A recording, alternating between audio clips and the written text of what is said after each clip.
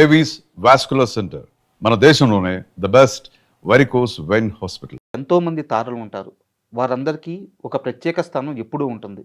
అయితే అందరిలో సిల్క్ స్మిత స్థానం మాత్రం చాలా ప్రత్యేకం. చేసింది చాలా తక్కువ సినిమాలే, బతికింది చాలా తక్కువ సంవత్సరాలే.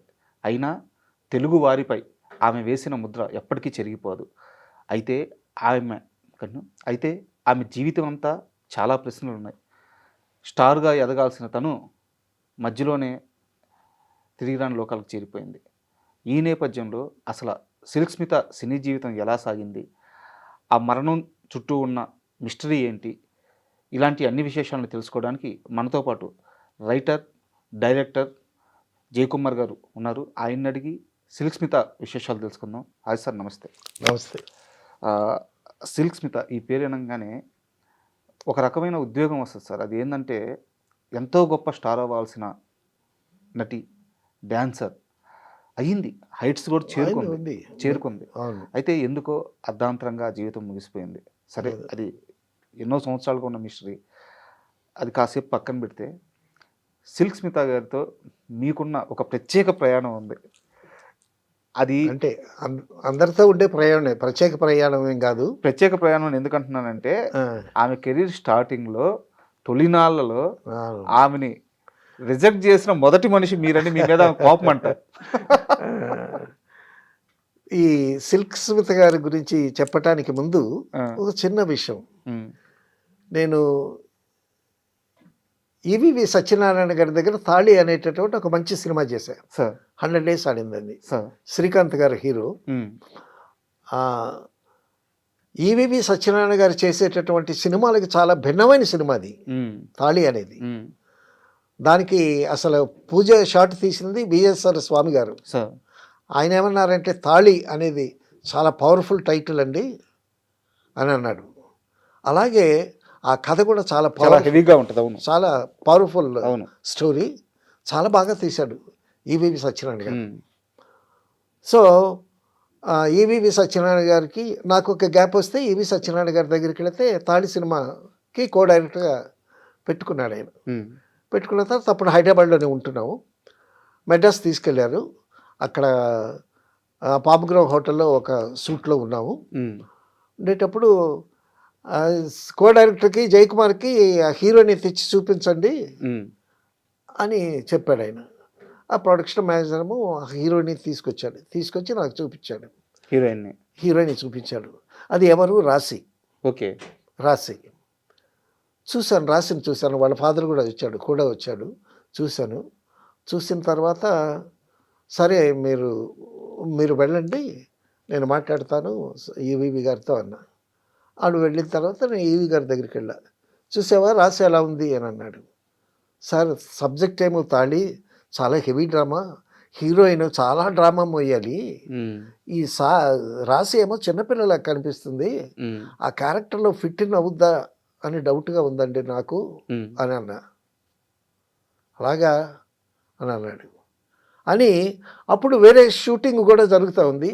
ఆ షూటింగ్ పనిలో పడ్డాడు ఆయన.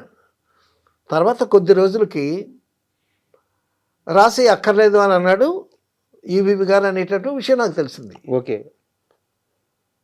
సో ఈ విషయం ఏమో రాశి ఫాదర్కి తెలిసింది, రాశి కూడా తెలిసింది. వాళ్ళేమో వచ్చారు. వాళ్ళు వచ్చి సార్ అది ఇది అని అంటున్నారు. ఏంటమ్మా అని అంటే, లేదు మీరు ఈవీవి గారితో ఏదో చెప్పారంట, ఆ క్యారెక్టర్ సూట్ అవ్వలేదంట. నాకు అదేం లేదమ్మా, ఆయన డిస్క్రిప్షన్ అది, ఆయన పెట్టడం అన్నా తీసేయటం అయినా ఆయన చెప్తారు, మేము నిమిత్త మాత్రం అది దాన్ని ఏదో మొత్తానికి తప్పించుకున్నాం. సో నా వల్ల ఒక సినిమా ఆవిడ మిస్ అయింది. ఇది చిన్న సంఘటన. పోతే మరొక సినిమా రక్తబంధం అని చిరంజీవి గారి హీరో. ఆ సినిమాలో ఆలూరి రవి డైరెక్టర్, వాళ్ళు తెనాలి వాళ్ళు. ఈ ఆలూరి రవి అతను కూడా తెనాలి. వాళ్ళు ఫస్ట్ డైరెక్షన్ ఛాన్స్ ఇచ్చారు ఇతనికి, ఆలూరి రవికి. నిర్మాతలు వాళ్ళు రీకో ఫిలిమ్స్ వాళ్ళు. మెడ్రాస్లో మంచి బిజినెస్లో సెటిల్ అయ్యి వెల్ ఆఫ్గా ఉన్నారు. ఇతనికి డైరెక్షన్ ఇచ్చారు. ఇచ్చిన తర్వాత చిరంజీవి గారు, ప్రసాద్ బాబు చాలామంది కాస్టింగ్ ఉన్నారు. ఒక హీరోయిన్‌గా ఒక ఆర్టిస్ట్‌ని సెలెక్ట్ చేశాడు. సెలెక్ట్ చేశాడు. ఆ రోజు షూటింగ్‌కి వెళితే, "నువ్వు షూటింగ్ అక్కర్లేదు, మేము చూసుకుంటాము. ఒక అమ్మాయి వస్తది. ఆ అమ్మాయిని కాస్త డైలాగ్ ప్రాక్టీస్ ఇయ్యి" అది ఇది అని చెప్పాడు. చెప్తే సరే అని చెప్పాను నేను. సరే నేను ఆ పక్కన గదిలో కూర్చొని అమ్మాయికి డైలాగ్ ప్రాక్టీస్ 10:30 నుంచి 12:30 వరకు డైలాగ్ చెప్తున్నాను నేను. చెప్తున్నాను. నాకు సాటిస్ఫాక్టరీగా లేదు ఆ అమ్మాయి. తర్వాత డైరెక్టర్ ఫ్రెండ్ ఆలూరి రవి అని ఆయనతో చెప్పా. ఏవండీ అమ్మాయి బాగలేదు, డైలాగులు కూడా బాగలేవు, ఎక్స్‌ప్రెషన్స్ కూడా రావట్లేదు, భాష కూడా సరిగ్గా రావటం లేదు, అమ్మాయి పెద్దగా చదువుకున్నట్లేదు. సో మరి ఆ అమ్మాయిని పెట్టొద్దంటావా అని అన్నాడు. పెట్టడం పెట్టకపోవటం అనేది మీ ఇష్టం. ఇబ్బంది అయితే ఉంది. ఇబ్బంది అయితే ఉంది. అందులో మీరు ఫస్ట్ డైరెక్షను, మరి తెనాలి వాళ్ళు మీరు ఒకటి. సో తర్వాత మీకు ఇబ్బంది అవుతుందేమో ఫ్యూచర్‌లో అది ఇది అని చెప్పాను నేను. సో మొత్తానికి ఆ అమ్మాయి మీద ఆయనకి ఎందుకు ఇంట్రెస్ట్ ఉందో తెలియదు నాకు. మొత్తానికి ఆ అమ్మాయిని తీసేశాడు. ఆ అమ్మాయి సిల్క్ స్మిత. ఆ డైలాగ్స్ నేర్పించిన అమ్మాయి. ఆ అమ్మాయి అమ్మాయికి అప్పటి సిల్క్ స్మిత్ అని పేరు లేదు, ఏదో పేరుంది. అది అయిపోయింది. మొత్తానికి ఆ సినిమా తీసాము, రిలీజ్ చేసాము, అంతా అయిపోయింది వేరే హీరోయిన్‌తో. సో ఆ సినిమాలు మేము విశ్వనాథ్ గారితో, బాపు గారితో, కోదండరామరెడ్డి గారితో నా జర్నీ సాగుతూ ఉంది. తర్వాత చిరంజీవి గారు ఒక సినిమా, క్రాంతి గారి డైరెక్షన్, సొంత సినిమా, క్రాంతి చిత్ర బ్యానర్ మీద అగ్నిగుండం అని ఒక సినిమా చేసాం. ఓకే. క్రాంతి గారి ఫస్ట్ డైరెక్షన్ సినిమా. ఆ సినిమాలో ఒక సాంగ్ ఉంది. ఆ సాంగ్ ఎవరు చేయాలి? అప్పటికి సిల్క్ స్మిత ఆ సాంగ్ చేయాలి. స్టార్ అయిపోయింది. అప్పటికి స్టార్ అయిపోయింది ఆ అమ్మాయి. స్టార్ అయిపోయింది. షూటింగ్కి వచ్చిందండి. షూటింగ్కి వచ్చి కూర్చున్నది, కాళ్ళ మీద కాలు కూర్చున్నది, ఏదో తాగుతూ నన్ను ఇట్ట చూసింది. చూస్తే నేనేమో ఫైల్ పట్టుకొని నేను కూడా అమ్మాయిని చూస్తే, నేను ఫైల్లో ఏదో సాంగ్ ముందు లీడ్ సీన్ ఒకటి ఉంటుంది, ఆ లీడ్ సీన్ ఆ డైలాగ్లో చూసుకుంటున్నాను నేను.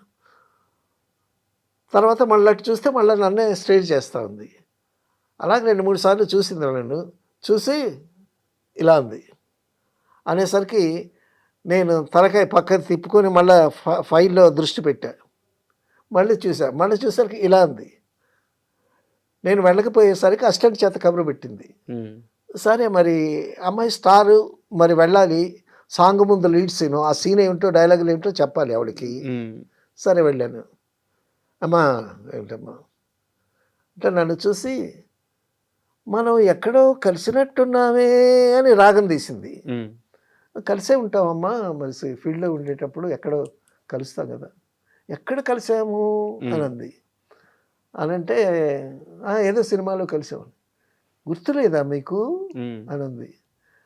రక్తబంధం అని చిరంజీవి గారి సినిమా అప్పుడు కలిసాను. మరి కలిసాం కదా, మరి గుర్తులేదంటారేంటి అని రాగాలు తీస్తుంది. అంటే అప్పుడు కాదన్నామని తర్వాత తనకు తెలిసింది ఏంటంటే, మా కో డైరెక్టర్ చెప్పాడు నువ్వు బాగాలేదన్నావంటే డైరెక్టర్ ఆవిడతో చెప్పేసి గుర్తుపెట్టుకుంది. ఈడు ఎక్కడ దొరుకుతాడు అనుకుందో అని దొరికాను కదా ఇక్కడ టీచ్ చేస్తుంది. సరే ఆవిడేదో మాట్లాడుతుంది, నేనేదో మాట్లాడుతున్నాను. సిల్క్ స్మిత్తో మాట్లాడటం క్రాంతి గారికి ఇష్టం లేదు. రావయా అని అన్నాడు. వెళ్ళా. ఏంటి దాంతో అంతసేపు మాట్లాడుతున్నావు ఏంటి అని అన్నాడు. అని అంటే ఇంతలోకి చిరంజీవి గారు వచ్చారు. ఏంటంటే ఏమైంది అని అంటాడు. ఏం లేదు అన్నగారు, చిరంజీవి గారితో చెప్పాను నేను, ఫలానా సినిమాలో రక్తబంధ సినిమా మనం చేసాం కదంటే, మీరు హీరోగా చేసాం కదా, అప్పుడు డైరెక్టర్ ఆలూరి రవి ఈ అమ్మాయి మీద ఇంట్రెస్ట్తో అమ్మాయిని సెకండ్ హీరోయిన్గా పెడదామని చెప్పాడు, నన్ను డైలాగ్ ప్రాక్టీస్ ఇవ్వమన్నాడు, ప్రాక్టీస్ ఇచ్చాను నేను, ఆ సాటిస్ఫాక్టరీ లేదని చెప్పాను, అమ్మాయిని తీసేసాడు. సో దానికి అమ్మాయి ఆ సినిమా మిస్ అవడానికి నేను కారణమని ఆవిడకి తెలిసి ఇప్పుడు నన్ను పట్టుకొని ఎప్పుడు సంగతో పట్టుకొని నన్ను టీచ్ చేస్తుందండి అని అన్నా. అనేసరికి ఇది ఇలా ఉందా. ఆ సాంగ్ ముందు లీడ్ సీన్ ఏంటంటే సిల్క్ స్మిత్ని చిరంజీవి గారు కొడతాడు. ఓకే. కోయిన్సిడెన్స్ చూడండి. ఆ, అప్పుడు సుమి అన్నగారు మరి ఇలా టీచ్ చేస్తుందండి నన్ను. ఉమ్, ఏం చేస్తాను, నేనేం చేస్తాను, డైరెక్టర్ చెప్పిందే నేను చేశాను. అమ్మాయి డైలాగ్ ప్రాక్టీస్ ఇవ్వమన్నాడు, ప్రాక్టీస్ ఇచ్చాను. బాగుందా లేదా అని అడిగాడు నన్ను. బాగాలేదు, I'm not happy with your dialogue అని చెప్పాను. డైరెక్టర్ తీసేశాడు. నాది తప్పేముందండి అన్న. కరెక్టే, నువ్వు కరెక్టే, ఉండులే అని అన్నాడు చిరంజీవి గారు. చిరంజీవి గారు. ఆ, అప్పుడు చిరంజీవి గారు చాలా సరదాగా ఉండేవాళ్ళు. ఆ, ఆ బిగినింగ్లో క్రాంతి కుమార్ సినిమా స్టాఫ్ అందరితో చాలా సరదాగా ఉండేవాడు సార్. అప్పుడు. తర్వాత ఆయన పెరిగిపోయాడు. అవును. ఆయన చుట్టూ ప్రొడ్యూసర్లే, డైరెక్టర్లు. మాకు ఎక్కడ అవకాశాలు ఉంటాయి? ఉమ్, ఆ? ఎక్కడైనా షూటింగ్ దగ్గర కనిపించినప్పుడు హాయ్ జయ ఉమ్, ఉమ్, అంటాడు.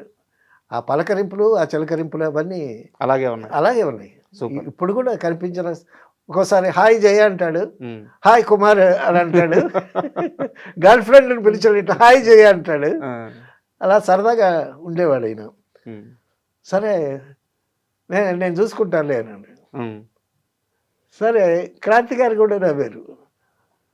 ఆవిడ ఏంటి సిల్క్ స్మిత కాలు మీద కాలేసుకొని స్టైల్గా కూర్చుని, ఉమ్, పెద్ద హీరోలు ఎవరో వచ్చినా సరే కాలు మీద కాలు తీసేది కాదంటండి. సార్. ఎందుకంటే ఇది నా కాలే, నా కాలు మీద నేను కాలేసుకుంటాను, నీకేంటి. అప్పటి పుష్ప. అప్పటి పుష్ప అనమాట. నిజంగా పుష్ప అండి. పుష్పమే అమ్మాయి. ఆ, ఆ అమ్మాయి కళ్ళు, ఆ అమ్మాయి ఫేసు, సార్. ఆ అమ్మాయి ఆ ఫేస్లో ఉండేటువంటి గ్లో ఉమ్, అసలు చూస్తేనండి ఫోటోగ్రఫీలో ఎంత అందంగా ఉండేదో. తర్వాత అమ్మాయి కళ్ళలో ఒక మ్యాజిక్ ఉందండి. సార్. ఆ మ్యాజిక్కే పడిపోయారు అందరూ. ఉమ్, పెద్ద నటి కాదు, బట్ క్లోజప్ తీస్తే మాత్రం భలే ఉంటుంది. సార్. ఏంటి కమల్ హాసన్తో తమిళ్లో సినిమాలు ఏమి ఎంత అద్భుతంగా చేసింది, ఎంత స్టార్ అక్కడ. సరే అదే పక్కన పెడితే, సరే నేను చేసుకుంటాను తమ్ముడు అన్నాడు చిరంజీవి గారు. నేను చూసుకుంటాను అన్నారు. నేను చూసుకుంటానని అన్నాడు. ఉమ్, అన్న తర్వాత కాలు మీద కాలేసి కూర్చుంటుంది ఉమ్, అని క్రాంతి గారికి కూడా.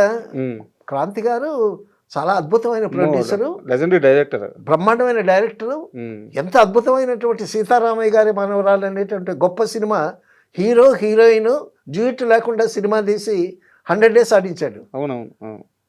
నాగేశ్వరరావు గారితో విగ్గు పెట్టుకోకుండా మీరు యాక్ట్ చేయాలి అని కండిషన్ పెట్టి నాగేశ్వరరావు గారితో యాక్ట్ చేయించాడు. సార్. అంత స్ట్రాంగ్. ఆయన MA LLB lawyer Kranti Kumar garu. Um, lawyer, బాగా చదువుకున్నాడు. Is a wonderful novel reader. Sir. అద్భుతమైనటువంటి మంచి నవల్స్ అని చదివి, ఉమ్, న్యాయం కావాలి సినిమా నవలే కదా, అవునవును. అవును. ఆయన నవల్స్ చదివి కొంతమందికి సజెస్ట్ చేసేవాడు ఆ నవల్స్ సినిమాలు తీయండి అని. ఉమ్, పెద్ద వాళ్ళందరూ ఈయన దగ్గరికి వచ్చేవాళ్ళు కథల కోసమని, ఏదైనా డిస్ప్యూట్ అటువంటి వాడు ఆయన. మరి ప్రొడ్యూసరు, డైరెక్టర్ ఈవిడ కాలు మీద కాలు వేసుకొని కూర్చుంటే పక్కన మెగాస్టార్ చిరంజీవి గారు ఉన్నారు. మరి ఇలా ఎలా ఉంటుంది? సరేనండి, షార్ట్ పెట్టారు. పెడితే చిరంజీవి గారు డైలాగ్ చెప్పుకుంటూ వస్తే ఆవిడేమో ఫోర్స్గా చిరంజీవి గారి దగ్గరికి వస్తుంది. ఉమ్, చిరంజీవి దగ్గరికి వస్తే చిరంజీవి గారు ఏమో ఇట్లా చూశారు, క్రాంతి గారు ఇట్లా అన్నాడు. కొట్టారా నిజంగా? చెప్పేది కొట్టాడు. ఆ, కొట్టేసరికి అమ్మో కింద జారిపోయింది. యాక్షన్ తక్కువ, రియాక్షన్ ఎక్కువ. ఓకే. ఆయన జస్ట్ అట్ట. ఆ, ఆ, ఇది నెమ్మదిగా ఇట్లా కొట్టాడు. కొట్టేసరికి ఓవర్ ల్యాప్ ఉంటుంది అనుకున్నారు. ఆ, జస్ట్ లైట్ అక్కడ తగిలి. అప్పుడు ఉడుకులో రాసి అమ్మాయిని సవరు తీసి మళ్ళా కాసేపు పాసిఫై చేసి తర్వాత షార్ట్ తీసామన్నమాట. అంటే ఎప్పుడో పనికిరాదు ఈ అమ్మాయి అని అన్న విషయాన్ని అప్పటి వరకు గుర్తుపెట్టుకొని, అంటే జరిగినటువంటి అవమానాల్ని వాళ్ళు గుర్తుపెట్టుకుంటారండి. గుర్తుపెట్టుకొని వాటన్నింటినీ ఆ అవమానాల్ని దిగమింగుతూ మనం పైకి ఎదగాలి అనేటటువంటి కసి వాళ్ళలో పెరిగి దాని మీద బాగా కృషి చేసి పైకి వచ్చినటువంటి మనుషులు చాలా మంది ఉన్నారు. నిజంగానే సిల్క్ స్మిత గారికి ఇండస్ట్రీలో చాలా అవమానాలు ఎదురైనాయి. చాలా. అంటే ఇప్పుడు అవమానం అంటే ఇప్పుడు మీరు ఆ క్యారెక్టర్కి సెట్ అవ్వట్లేదని రిజెక్ట్ చేయడం అవమానం కాదు, అది నిర్ణయం. నేననేది ఆమెని వ్యాంపు క్యారెక్టర్లో చూడడం కానీ లేదా మరో ఉద్దేశంతో చూడడం కానీ ఆమెని ఈ సెట్స్లో ఇబ్బంది పెట్టడం కానీ అవునవును, ఇండస్ట్రీలో సర్వైవ్ అవ్వడానికి ఆమె చాలా ఇబ్బంది పడింది. చాలా ఇబ్బంది పడింది. ఇన్ని ఇబ్బందుల వల్లే తను గుండె రాటు తేలిపోయి అవునవును. ఎవరిని లెక్క చేయకుండా అవునవును, ఎదురు తిరిగింది ఇండస్ట్రీ మీద అని చెప్పి అవునవును. అంటారు. తర్వాత అండి ఆవిడ హీరోయిన్ అయిపోయిన తర్వాత మంచి మార్కెట్ వచ్చిన తర్వాత ఆవిడకి ఒక ఫంక్షన్లో ఆవిడ కొరికిన యాపిల్ సార్ వేలం వేస్తేనండి 25,000 రూపీస్ కొన్నాడు ఒకడు. అబ్బా, ఆ రోజుల్లో 20 సిల్క్ స్మిత కొరికిన యాపిల్ వేలం వేస్తే 25,000 రూపీస్ వచ్చి కొనుక్కున్నాడు. అంత క్రేజ్ సిల్క్ స్మిత. ఏ హీరోయిన్కి లేదేమో అప్పుడు అంత క్రేజ్. లేదు అసలు, అటువంటి మహారాణిలాగా బతికింది. సార్ చాలా అద్భుతమైనటువంటి సిల్క్ స్మిత్. అరే డిస్ట్రిబ్యూటర్స్ అడిగారండి, సిల్క్ స్మిత్ ఉందా సినిమాలో, డాన్స్ ఉందా అని. సిల్క్ స్మిత పాట ఉంటే డిస్ట్రిబ్యూటర్ తీసుకుంటారు, తీసుకుంటారు, లేకపోతే లేదు. అలా ఉండేది. అటువంటి చాలా మంచి అమ్మాయి అండి నిజంగా, సార్ చాలా మంచిది, చాలా సౌమ్యంగా ఉంటుంది. సెట్కి వస్తే ఆ మెయింటెనెన్స్ అలా ఉంటుంది, కానీ మిగతా విషయాల్లో చాలా బాగుంటుంది ఆ అమ్మాయి. మరి అటువంటి అమ్మాయి అర్ధాంతరంగా. మీకేమైనా ఐడియా ఉంది సార్ తన మరణం చుట్టూ అసలు ఏం జరిగింది? దాని మీద రకరకాల ఊహాగానాలు ఉన్నాయి, జరిగింది ఏమిటో తెలియదు. ఆవిడ ఆత్మహత్య చేసుకుందని కొందరు అంటారు, ఆత్మహత్య చేసుకునేటప్పుడు ఏదో లెటర్ రాసిందని అంటారు. ఆ డాక్టర్ ఎవరో ఒక అతనే ఆవిడ మరణానికి కారణమని కొందరు అంటారు. సో కారణం ఏదైనా సరే ఒక మంచి నటిని కోల్పోయాము మనం. అయితే నా దగ్గర ఇంకో ప్రశ్న ఉంది. జీవితంలో సిల్క్ స్మిత చాలా సంపాదించింది, కానీ ఆమె చనిపోయే సమయానికి కొంత దాన ధర్మాలు, మరికొంత డబ్బు చాలామంది మోసం చేశారు. ఇప్పుడు డాక్టర్ గారు అని ఒక ఆయన ఉండేవాడండి సార్ ఆవిడతో. సో నాకు లైఫ్లో ఒక మనిషి తోడు కావాలి. ఇప్పుడు ఒక ఆడ మనిషికి ఒక మగ మనిషి తోడు కావాలి. సో ఆ విధంగా ఆయన్ని తోడు పెట్టుకున్నది. తోడు పెట్టుకున్న తర్వాత ఈ అమ్మాయి వైభవం చూసి అతను బిత్తరపోయాడు. బిత్తరపోయి ఏమన్నాడంటే, నువ్వు ఎన్నాళ్ళని ఈ వ్యాంప్ వేషాలు డాన్సులే చేస్తావు, నువ్వు హీరోయిన్ అవ్వాల్సిన దానివని చెప్పి అమ్మాయికి ఎక్కించి ఆ అమ్మాయి చేత సినిమాలు తీయించాడండి. సినిమాలు తీయించి ఆ సినిమాలు దెబ్బతిన్నాయి. ఈవిడ ఎప్పుడైతే సినిమాల్లో హీరోయిన్గా అనుకున్నదో మిగతా ఈ ప్రైవేట్ సాంగ్స్కి పిలవటం మానేశారు. ఆ విధంగా అటుకుపోయింది ఈ సినిమాలు వాళ్ళ. ఆ విధంగా లాస్ పడ్డది. తర్వాత సో ఈవిడ వైభవం క్యాండిల్ లాగా కరిగిపోతుందని తెలిసి నా డాక్టరు జాగ్రత్త పడి అంతా వెనకేసుకున్నాడు కూడా. సో ఆ విధంగా మరి ఆఖరికి ఉరిపోసుకొని చనిపోవటం అనేది చాలా భయంకరమైనటువంటి దృశ్యం అది. అయితే అదే అంటారు సార్, చాలా తక్కువ వయసులో చనిపోయారు. అవునవును. కానీ ఈ రోజుకి ఎన్ని సంవత్సరాలు అయింది సార్ మన మధ్య నుంచి వెళ్ళిపోయి. అవునవును. కానీ ఆమె ఇచ్చిపోయిన ఆ జ్ఞాపకాలు కానీ, ఆ స్టార్డమ్ కానీ అందరికీ అలాగే గుర్తుండిపోయినాయి కదా, ఆ పాటలు కానీ, డాన్స్ కానీ. So great person sir, great person. Thank you very much. ఎందుకంటే ఇలాంటి గొప్ప గొప్ప వాళ్ళ గురించి మీలాంటి సీనియర్స్ చెప్తేనే ఈ జనరేషన్కి తెలుస్తుంది. సో మీ విలువైన సమయం ఇచ్చి మేము అప్పట్లో పని చేయటం అనేది 70s నుంచి 80s వరకు అదొక స్వర్ణయుగం. అలాగే ఇటువంటి మంచి నటులతో శోభన్ బాబు గారు, రామారావు గారు, నాగేశ్వరరావు గారు, కృష్ణ గారు, చిరంజీవి గారితో ఆ ట్రెండ్ బాగా మారిపోయి చిరంజీవి గారితో కూడా ట్రావెల్ చేయటం అనేది మాకు కూడా చాలా గొప్ప అదృష్టం అది. Sir thank you very much sir.